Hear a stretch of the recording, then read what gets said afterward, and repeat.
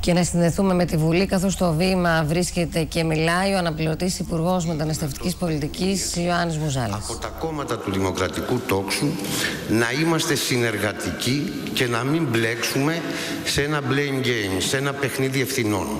Τι έκανε δηλαδή ο τάδε πριν, τι έκανε ο τάδε μετά, τι έγινε τότε, τι έγινε πριν. Πού βρισκόμαστε αυτή τη στιγμή? Η Ευρώπη αλλάζει. Κάτω από την πίεση του προβλήματος, από μια Ευρώπη φρούριο μέχρι πριν από 2 χρόνια, προσπαθεί φιλότιμα, με δυσκολίες, να μεταβληθεί σε μια Ευρώπη υποδοχής και φιλοξενίας.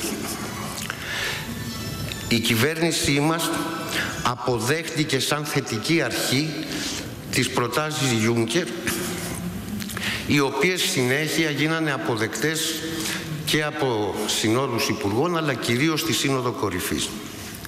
Αυτό έγινε εφικτό γιατί είχε μεσολαβήσει η προηγούμενη κυβέρνηση του ΣΥΡΙΖΑ, είχε μεσολαβήσει και η υπηρεσιακή κυβέρνηση που δουλέψανε περίπου στις ίδιες κατευθύνσεις και που κατά την άποψή μου από μια λαμπρή διορατικότητα είχαν ιδρύσει Υπουργείο αντίστοιχο του προβλήματος.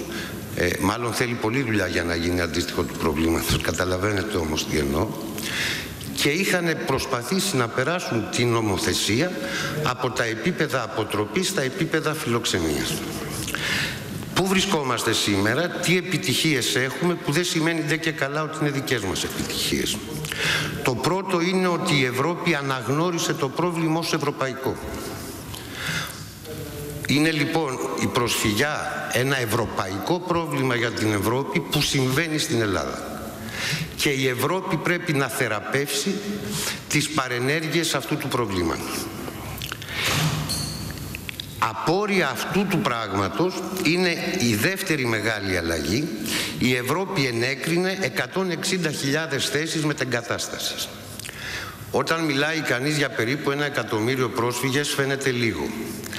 Αλλά εάν σκεφτείτε ότι πριν από 2 χρόνια η αντίστοιχη έγκριση θα αφορούσε 200.000 θέσεις φυλάκισης, είναι ένα τεράστιο βήμα προς τα μπρος, το οποίο πρέπει να υποστηρίξουμε και να βοηθήσουμε.